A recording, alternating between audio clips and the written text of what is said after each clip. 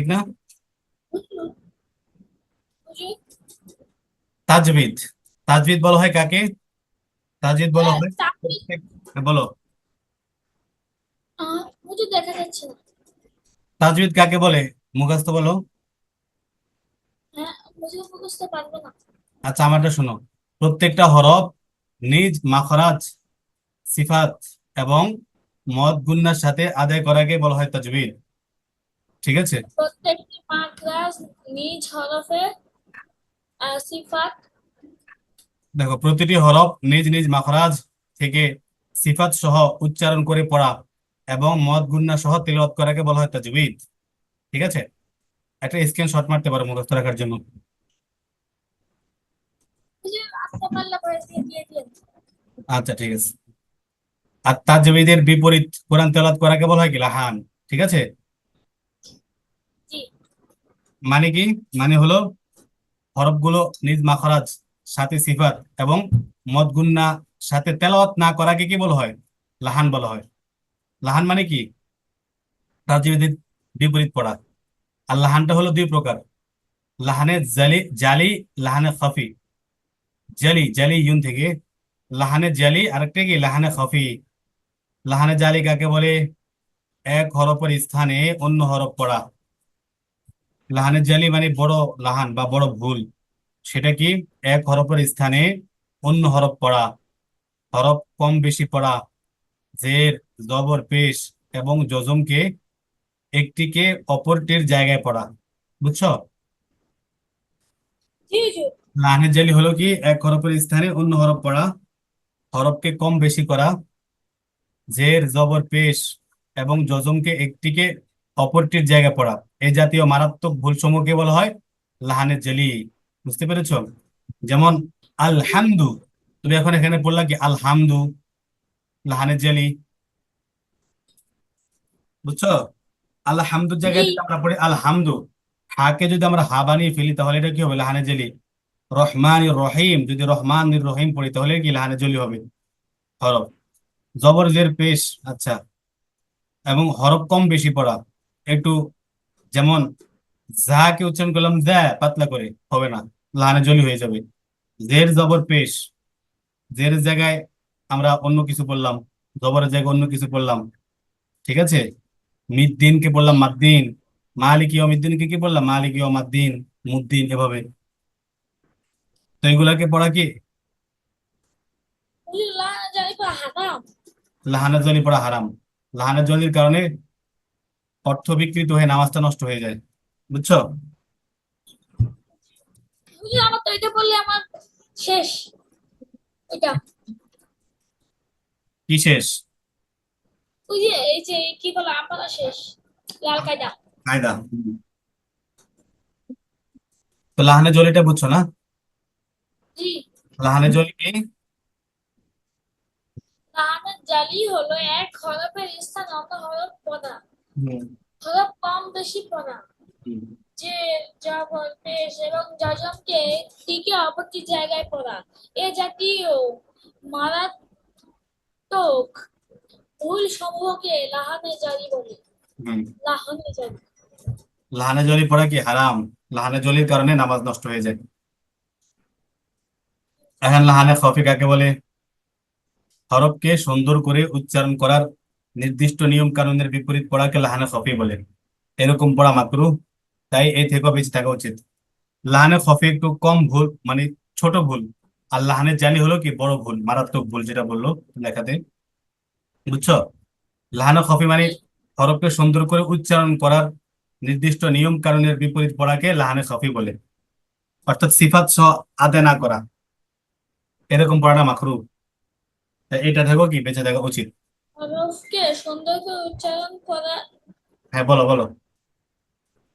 হরফকে সুন্দর করে উচ্চারণ করা নির্দিষ্ট নিয়ম কানুনের বিপরীত পড়াকে লাহানে খফি বলে। হুজুর এটা লাহানো খফি তো নাই। মানে ওই যে লাহানের জারিতেই তো আমার কায়দা শেষ, মানে আমার রিয়েল কায়দা। আচ্ছা, কোনটা কায়দা? তো কোন কায়দা? নাদিয়া কায়দা? জি আমি যেটা বলি। জি সমস্যা নেই, এটা। আমি যেটা পড়াচ্ছি এটা আলাদা একটা কায়দা। তো লাহানে খফিটা বলেন বুঝছো? লাহানের জালি আর লাহানের খফিটা বুঝছো? লাহান কাকে বলে? হুম? কি বলেন? লাহানটা কি বুঝতে পেরেছো? লাহান কাকে বলে? জি আর জি লাহানের জি জালি আর খফি কাকে বলে বুঝতে পেরেছো না? জি। আচ্ছা, আমি কিন্তু প্রশ্ন করবো এগুলা।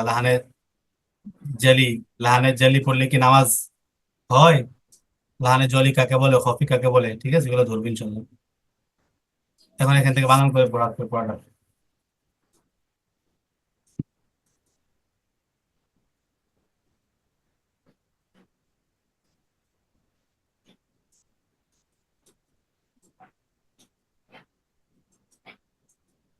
জি বানান করে পড়ো। এগুলো হ্যাঁ। ইয়া ইয়া ওয়াও ইয়া আরে ওয়াও বিসমিল্লাহ জবর পড়ো না। ইয়াও। বিসমিল্লাহ পড়তে হয় নাকি? বিসমিল্লাহির রহমানির রহিম। হইলো না তো বিসমিল্লাহ, এই যে তুমি এখন লাহানের জলি পড়লা। তুমি তো এখন লাহানের জলি পড়লা। বিসমিল্লাহির রহমানির রহিম। রস রহমানির রহিম। রহমানির রহিম। রহ আটা উচ্চারণ করতে হয় কণ্ঠ নালী বা হলকের মাঝখান থেকে, আইন আর হা। তো এটা উচ্চারণ করার সময় গলাটা সংকুচিত হয়ে যাবে, চেপে আসবে। ঠিক আছে, একটু তুলনামূলক একটু কঠিন, কিন্তু চর্চা করলে, প্র্যাকটিস করলে ইনশাল্লাহ সহজ হয়ে যায়। রহমানির রহিম। রহমানির রহিম। বিসমিল্লাহির রহমানির রহিম। বিসমিল্লাহির রহমানির রহিম। রহিম। রহিম। হ্যাঁ বলো। আহ, ইয়াও ইয়াও ইয়াউমা নাবতিসু হিয়াত বানান করো তুমি। শাতা। বানান করো, এমনি না, রিডিং করতে হবে না।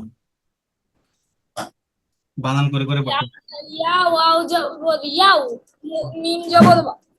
ইয়াউমা নুন জবর নুন বা জবর নাব। ইয়াউমা নাব নুন বা তা জবর কি হয়? নুন বা জবর নাব নাবে। নাবে। কলকলা। কলকলা মনে আছে? কলকলা কাকে বলে? কলকলার হরফ জি কয়টি? জি। বলো। কলকলা হলো পাঁচটি। হুম। কফ তা বা জিম দাল। তো এই কলকলা গুলো কখন হয়? কলকলা গুলো হয় জানি না তখন হয়। এই যে কফ ত বা জিম দাল, এই পাঁচ হরফের উপরে যখন যজম আসে তখন এগুলোকে ধাক্কা দিয়ে পড়তে হয়। যেমন এখানে বা আসছে, বার উপরে কি আসছে? যজম আসছে।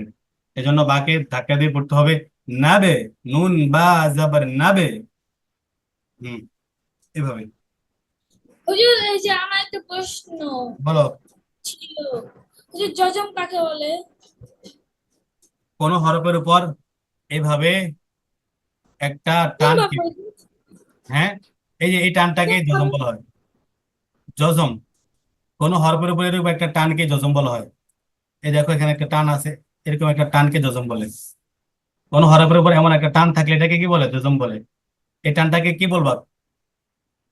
এই টানটাকে, হ্যাঁ, জজম বলবো।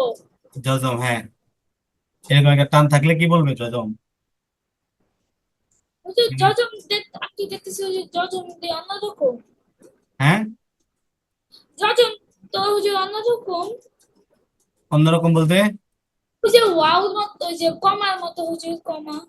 না, এটা ছোট দেখে এরকম বোঝা যাচ্ছে, ঠিক আছে, কিন্তু যজম, ডাল আছে না, ডাল, ডাল, জি এই টাইপের কিছুটা। হ্যাঁ, বুঝতে পেরেছো? জি হুজুর। হ্যাঁ, ছোট ছোট করে লিখলে এটা মানে এরকম বোঝা যায় কমার মতো, কিন্তু কমার মতো না। ঠিক আছে, এখানে এগুলো তো সবকিছু প্রিন্ট করা তো নাকি, হাতে লেখা বের করা হয়েছে, এই জন্য অক্ষরগুলো অনেক ছোট হয়ে গেছে, তাই। এগুলো সব হাতের লেখা? হাতে লেখা না, হাতে লেখলে অনেক সময় দেখা ছোট ছোট মনে হয়, হাতে লেখলে অথবা যদি আমরা খাতায় লিখি, বুঝছো, ছোট করে তখন জি মনে হয় কমার মতো। অথবা কেউ যদি কম্পিউটারে লিখে প্রিন্ট করে ছোট ছোট করে, ঠিক আছে, মনে করো 8, 12 বা 15, 16 করে দেয়, তখন এগুলো ছোট ছোট মনে হয়। তবে কমার মতো না, এটা আর একটু বড় হবে। কমা তো এক পাশ দিয়ে একটু বেশি টান, আর আর উপরে পাশটা একটু ছোট থাকে, ঠিক না? কিন্তু এটা জি ধরোটা বরাবর হবে, দেখেছি এরকম। এটা কি কমার মতো? কমার মতো না। আবার এইটা দেখো, আরেকটা আছে, দেখবে পুরো কমার মতো লাগতেছে। মাত্র দেখলাম।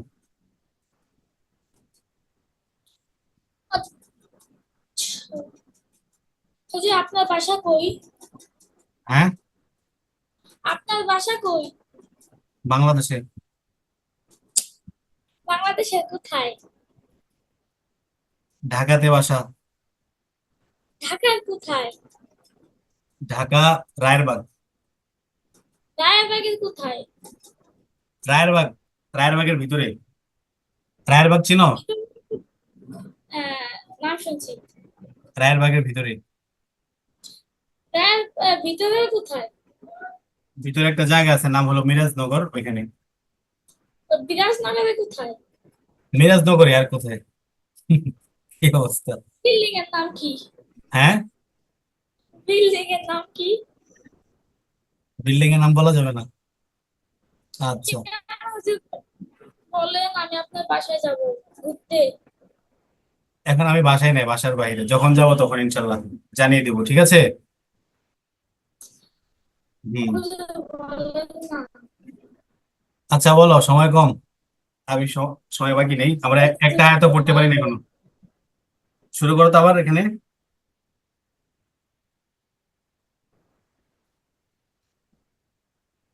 এরপরে বলো। ওয়েস্ট হয়। শুরু করো।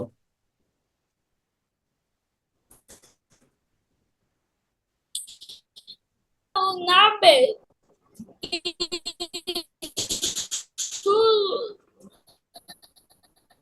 নাথ তোমার সাতাল তোমার নেটে সম্ভবত সমস্যা হচ্ছে, কথাগুলা মানে অনেক আটকে আসতেছে। নেটে তাহলে আবার হ্যাঁ, লিভ নিয়ে আচ্ছা ঠিক আছে, যাবো। ঠিক আছে।